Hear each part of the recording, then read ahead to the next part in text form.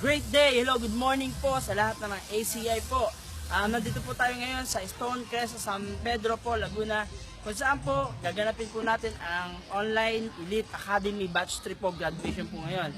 Ano po ba itong Online Elite? Ito po yung mga student po dito sa networking para lalo po matuto through online. So ngayon, ipapakilala po ko sa inyo, isa po siya sa graduates po.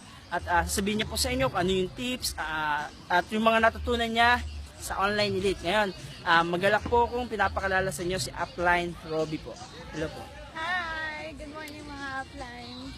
Hello! Nandito kami ngayon sa graduation ng mga elite graduation to. So, ang dami ko natutunan dito, napaka-important talaga nito. Tumaki yung grupo at yung mga hindi mo alam, matutunan mo ang daming learnings. Kaya kung ako sa inyo, dapat pag-akalan nyo din to para mas madali yung ma-absorb yung mga nangyayari sa business natin. Ayun lang, mga salamat.